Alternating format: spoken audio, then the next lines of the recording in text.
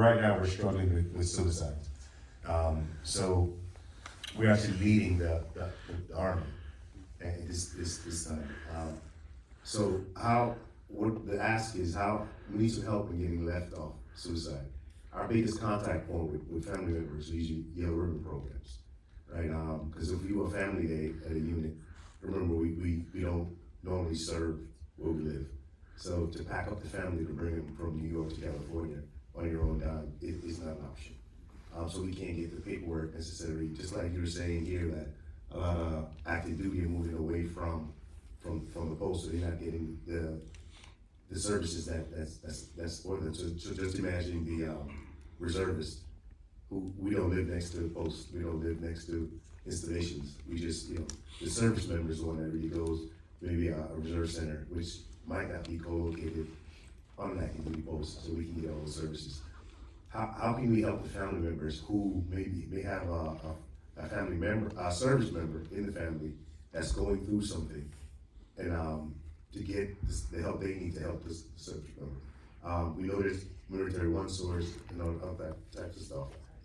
But if the family member doesn't know, or the service member is not telling them, and we only see that service member, that family member during a Yellow Ribbon program, how are all the ways to go after getting that information out to the family member? Because what we do really well in the reserve, if there is a suicide, we support that family all the way through.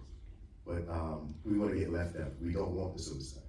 We want that family member to be able to reach out and everything else. Because we had 1 weekend and then there's 28 days off where we don't have any touch points with our service members. And now, because of training getting legal, we're trying to do super mutas.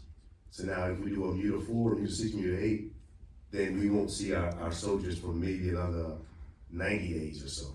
So now that separation period is longer. And so what are some things, programs, pamphlets, whatever we can do to give to our family members so that if there's issues in the household, that the service member is not reporting to us, they can report to us through some secure channels to say, hey, I need some help at home because Sergeant Betty is losing it. And he comes to work, he shows you a good side of Sergeant Betty, but when he's home, is a different side of Sergeant Betty.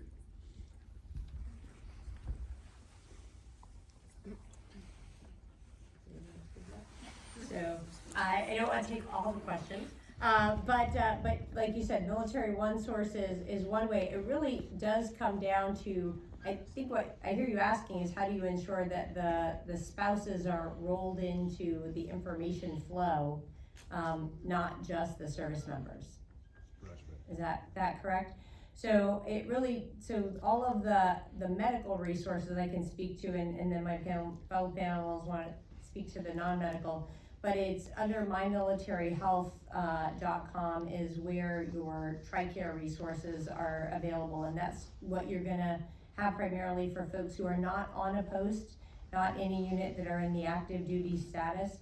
And they have a number of resources, everything from the virtual apps that are available for download to start accessing the resources, to phone numbers to get somebody on the other end who would be able to direct you to what might be available in your area. I would commend to everybody's consideration when we talk about suicide, and it's important to differentiate between absolutely, if somebody is actively suicidal and you're talking with them, getting them to the help, the ACE that we talk about, ask, care, escort. As far as suicide prevention, it is a fascinating field. And I would commend for your reading a book named Rethinking Suicide by Craig Bryan. And what it talks about is the fact that medical treatment is actually the tip of the triangle and a very small portion of trying to prevent suicide. The big portion, if you look at it from a prevention standpoint, think of it as the wearing the seatbelts, is that it is about that community connection, sense of belonging, sense of purpose. And so it comes down to how are we engaging with our families, engaging with our soldiers, talking about how to be strong and resilient across the board before you come to that moment of trial, of stress, because we used to say that suicide wasn't an impulsive act. Actually, the evidence has shown us to this point that it actually is one of those things. It comes and goes, and if you can get past that point of despair, or if you have a resource that you already are comfortable with at that point of despair, then the chances of you getting past that are really good, and then you can get to address the underlying issue. And so it does come down to, how is your unit welcoming folks? How are they connecting with folks? And then part of it can be the medical resources, but the only method that has ever been shown to prevent suicide, other than separation from lethal means, is that sense of community, connection, belonging, and purpose. And so I feel like that's a really critical space. If we're talking about helping an entire population, that's really where we've got to put our focus and our resources. And so, Sergeant Major, where we can go with that, in a community standpoint, since they're not around their unit, if a family can reach out, point them to a veteran service organization.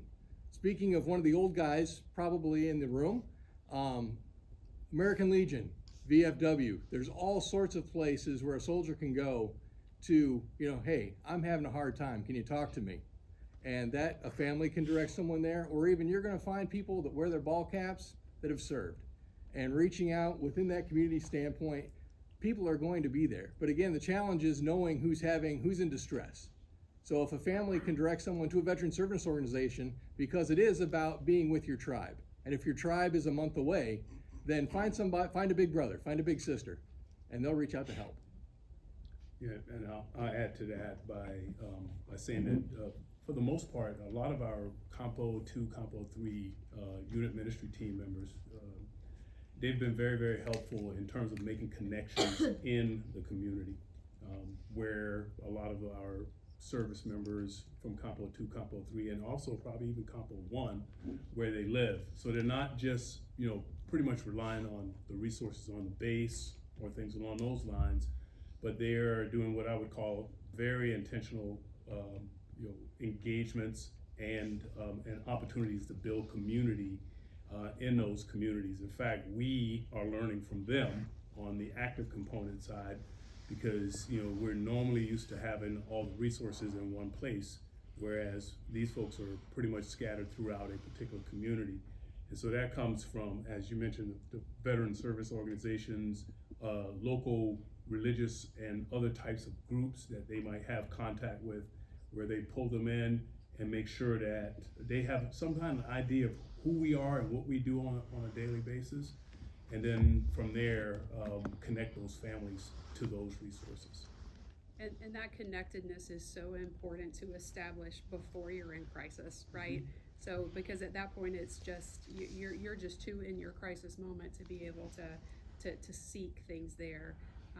That's, so, and I understand the challenge with particularly remote locations and not near active duty installations, but as much as of that community connectedness that can be established when things are going well, then you have it to rely on when things aren't